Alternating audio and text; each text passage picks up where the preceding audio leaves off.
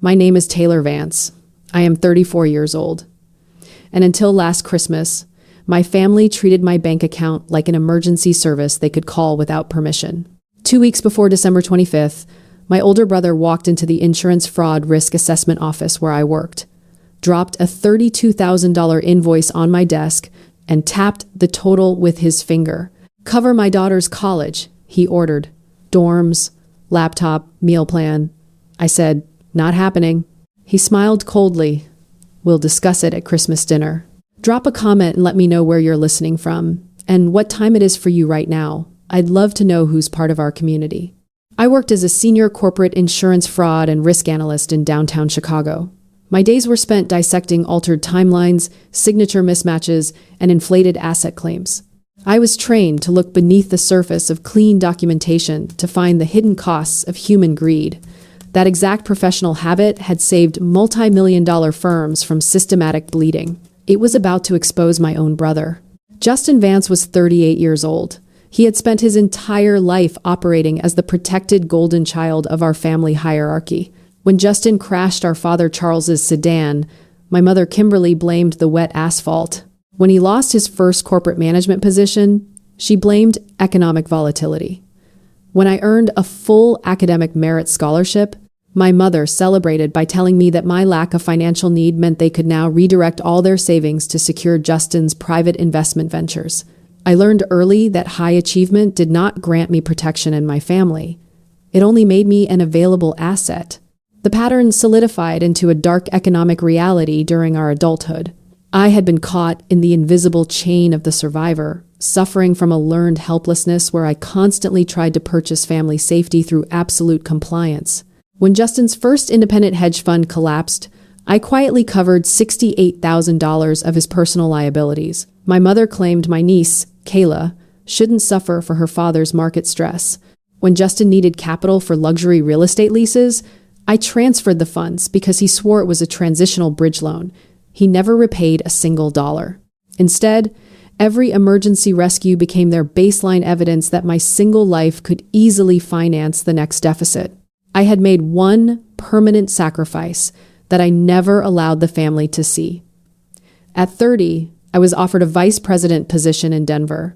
It came with double the compensation, a regional team, and an equity partner track. 3 days before my confirmation deadline, my father suffered a stroke.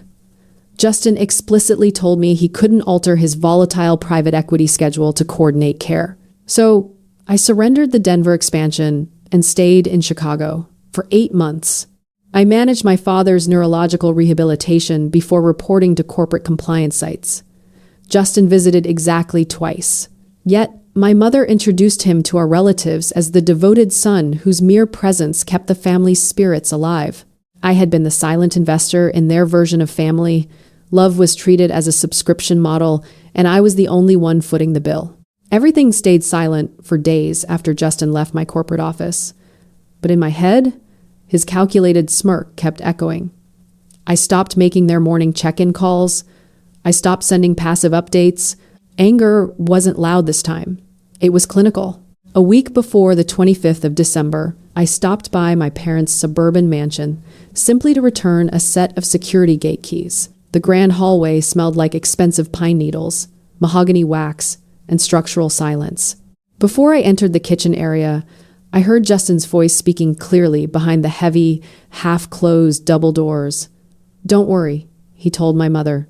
"After the Christmas dessert is served, she will sign the check." I already told the entire extended circle that she volunteered to sponsor Kayla's music academy costs. My mother answered without a second of hesitation. "Of course she will. That is her assigned role in this family." I stood in the corridor, holding the iron keys so tightly that their teeth cut into the palm of my hand. They weren't hoping I would offer support. They were actively designing a public trap, using my 18-year-old niece's education as an emotional extraction tool. I didn't cry. I didn't ask why. I just turned around, walked out the front door, and drove back to my apartment. I rubbed my eyes, trying to summon a remnant of regret, but inside me, there was only clarity. This wasn't a breakdown. It was a balance sheet that had finally reached zero. I opened my laptop and pulled up my professional risk assessment software. When a predatory family dynamic normalizes economic abuse for 2 decades, the abuser ceases to be careful. They begin to view your assets as their birthright. They believe your boundaries can always be dismantled with a sufficient dose of manufactured guilt. Because zero real-world boundaries are enforced, the extraction becomes a normalized corporate procedure in their minds. They don't realize that when a submissive child stops playing along, the entire artificial canopy of family unity implodes. I scanned the digital properties of the $32,000 invoice Justin had dropped on my desk. The Music Academy logo was an authentic high-resolution image, but the institutional routing parameters were completely fabricated. I ran the codes through our secure corporate verification database. The bank routing number did not belong to any educational institution. It pointed straight to a local credit union account. The account holder's identity was masked behind an offshore shell company, but the registration address was a commercial branch located less than a mile from Justin's private investment firm. He wasn't asking for tuition. He was orchestrating a deliberate fraud scheme to cover his own debts. By the time the holiday weekend arrived, the trap had been fully documented. Justin had systematically published my forced compliance as an established fact to his entire social circle before I ever consented. He assumed public embarrassment would break my defensive posture. Then my niece Kayla called me directly via an encrypted video feed. She was sitting in her room, her cello resting against her desk like a shadow. "Aunt Taylor," she whispered, her voice tight with discomfort. "Dad told me I had to text you a formal thank you note for the $32,000. I closed my apartment study door. Kayla, answer me honestly. Did the Academy generate a verified transaction ledger for $32,000? "No," Kayla murmured, holding her camera closer. "My internal student portal says my remaining tuition, room, and board balance is exactly $11,500. I received an independent music grant last month that eliminated the baseline fees. My hand went completely still around my phone. Are you entirely certain of that number?" "Yes," she said, her chest rising unevenly. "Dad told me not to confuse you with the transactional technicalities, but my portal balance is clear. He said there were separate corporate administration fees that went through a private credit union account." The piece of paper Justin dropped on my desk suddenly stopped looking like entitlement. It was standard corporate fraud. I instructed Kayla to export direct screenshots of her secure student ledger to my email. The real liability was $11,500. Justin's invoice demanded $32,000. Over $20,000 of that document had absolutely nothing to do with my niece's music degree. I sent a targeted message back to Kayla. "Do not confront your father yet. Check your federal aid ledger and see if any auxiliary funds have been redirected." She called me 10 minutes later, her voice shaking as she whispered from the staircase of their townhouse. "Aunt Taylor, my financial aid dashboard shows that a $4,800 student loan refund check was dispersed 3 weeks ago. I never saw it. The destination routing code ends in the exact same 4 digits as the account on Dad's invoice. Did you authorize that signature, Kayla?" "No," she breathed. "He told me he was helping me coordinate the portal setup." My analyst brain went entirely cold. Justin hadn't merely inflated an expense report. He had committed identity theft, intercepted his daughter's federal funding, and was now attempting to extract an additional $32,000 from my capital to cover the tracking marks. Kayla would be legally liable for an interest-bearing loan she had never processed. Utilizing my corporate network, I extracted the ultimate truth. Justin Vance had been summarily terminated from his private equity firm 2 months ago for gross misconduct. He had systematically embezzled $20,500 from customer deposit escrows to fund a private black market stock position. The firm had agreed to hold criminal prosecution under a strict restitution covenant. His hard deadline to return the missing customer capital was December 27th. He was using his own daughter's education as economic camouflage for a felony. The next phase of the audit did not require emotional accusations. It required a surgical presentation of verifiable data. I arrived at my parents' suburban estate at exactly 5 p.m. on December 25th, carrying no festive boxes and no visible drafts. I wore a tailored charcoal wool suit because I had come directly from an emergency risk audit at a commercial warehouse district. Justin laughed the moment I stepped into the grand marble foyer. "You look like you're dressed for a deposition, Taylor," he joked, his voice echoing off the high ceilings. "Maybe I just prefer being prepared," I answered, my voice flat. His clinical smile faltered for a fraction of a second. My mother stepped forward, kissing my cheek with lips that carried the scent of expensive wine and unacknowledged panic. "Please, Taylor, do not bring your work stress into tonight," she whispered. "Your brother has had a bruising year with the market shifts." She still believed he was a high-earning executive. She had no idea his desk had been cleared out 2 months prior. My father sat in the library, his posture stiff from his stroke recovery, knowing only that there was an unresolved deficit in Kayla's academic account. 18 prominent members of the Vance family crowded around the long mahogany dining table. The crystal stemware caught the warm light of the chandeliers, creating the perfect illusion of generational stability. The air smelled of roasted meats, expensive catering, and an impending ambush. Before the first serving plates were uncovered, Justin rose, tapping his silver fork against his glass. He thanked our mother for preserving our family traditions, toasted Kayla for maintaining the artistic legacy of the Vance name, and then turned his target directly toward my end of the table. "And I want to formally recognize my sister, Taylor," he said, his voice carrying the rehearsed warmth of a private equity pitch. "She pretends to be all business, but when it matters most, she understands that blood comes first. Tonight, she is writing the check to cover Kayla's entire $32,000 academy balance." Applause erupted across the table. Aunts and cousins clapped automatically, compliant actors in Justin's carefully staged production. My mother beamed at me, treating my forced consent as a minor detail in her script, and placed a pristine white envelope next to my plate. Justin extended his right hand across the crystal bowls. "You can present her with the check now, Taylor," he directed. I stayed seated. I didn't touch the envelope. "I didn't bring a check," I said clearly. The applause died in uneven, awkward drops across the room. Justin let out a controlled corporate chuckle. "Ah, she loves the suspense." I stood up, walked to the media center in the adjoining dining hall, and connected my tablet to the large flat-screen television. I turned back to face the silent room, dropping my voice into a quiet, lethal register. There is no check. There was never going to be a check. The large television screen illuminated the dining room, cutting through the warm holiday ambiance with the harsh, blue light of undeniable proof. The display showcased a precise, chronological, forensic timeline. First, Justin's termination parameters from his private equity firm, detailing his dismissal for gross misconduct. Second, the falsified credit union routing codes, placed side by side with verified screenshots of Kayla's actual student portal. Finally, the original corporate legal letters demanding $20,500 in restitution by December 27th to avoid felony prosecution. The 18-person table went completely breathless. The family erupted into overlapping panic. Justin's face emptied of all color before rapidly turning an ugly shade of dark crimson. He lunged across the mahogany table, desperate to disconnect the screen, his corporate composure entirely gone. "You audited my personal accounts behind my back," he shouted, striking the oak table with a closed fist.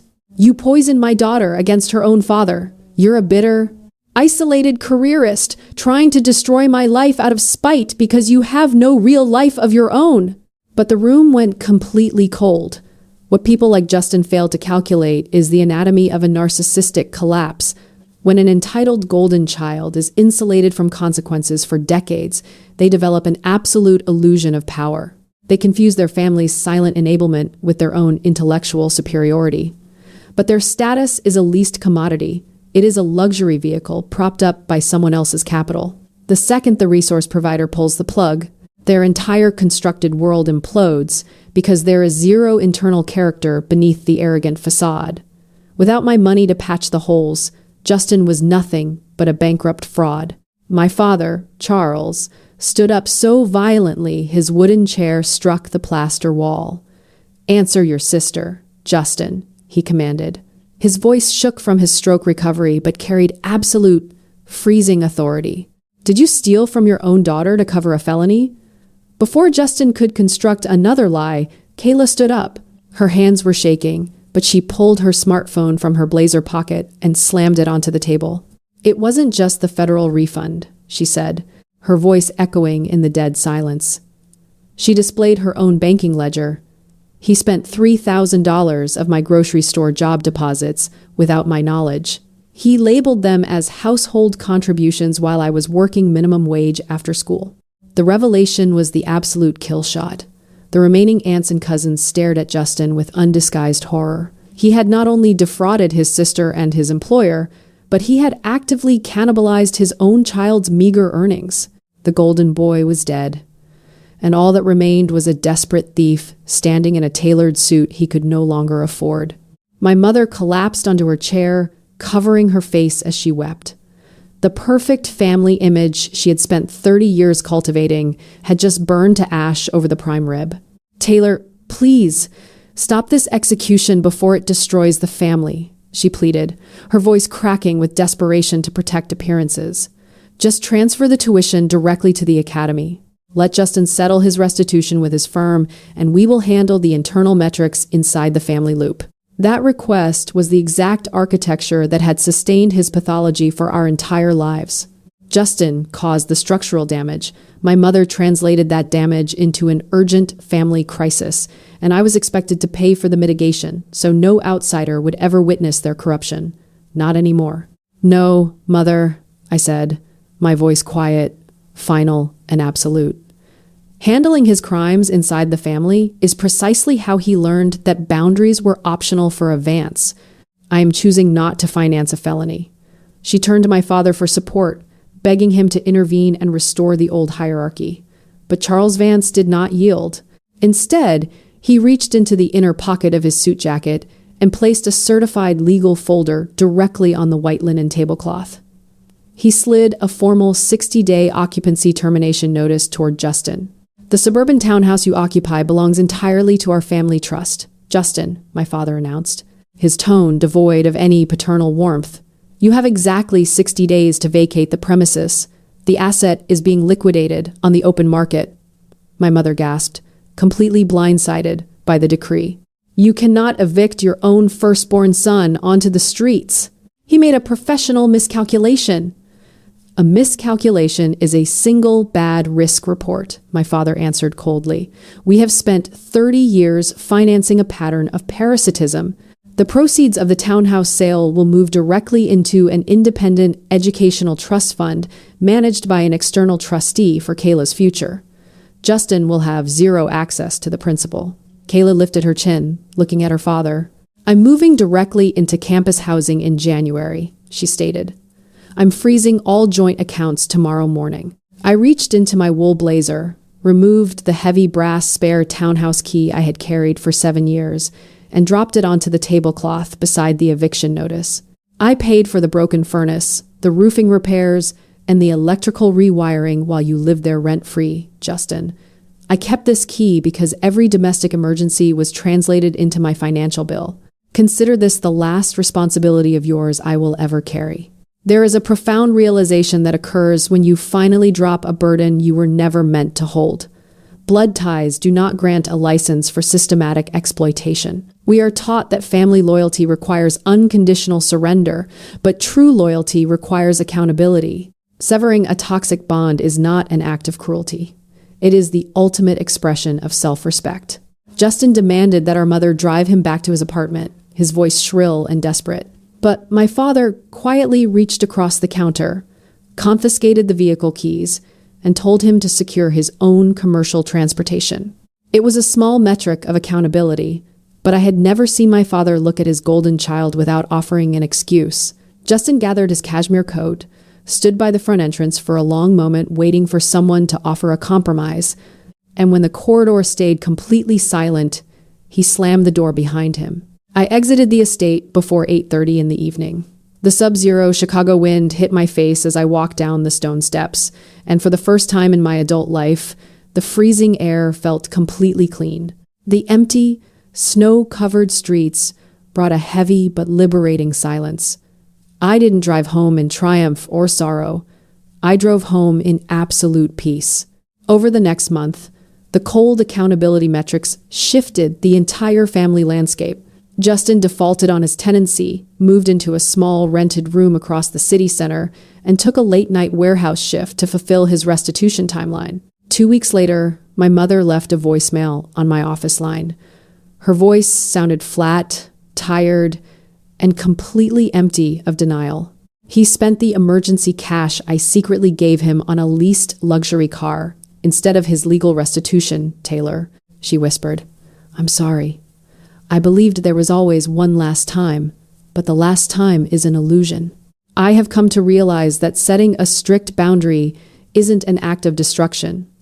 It is the ultimate act of preservation. Forgiveness without absolute accountability isn't love. It is simply a shield that protects a predator while keeping the victim on their knees. Kayla completed her academic term with honors, her trust fund releasing fees directly to the academy ledger without ever touching her father's custody.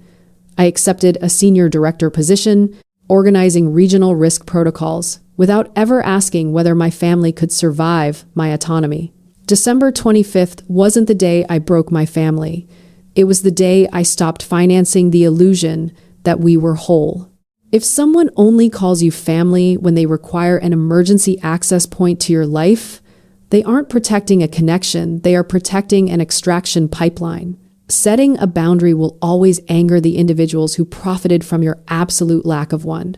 If you have finally found the courage to stop financing a toxic cycle, smash that share button. Leave your story in the comments below, and let others know they are not wrong for reclaiming their own peace. Love can open an initial door, but accountability determines who is safe enough to stay inside the room.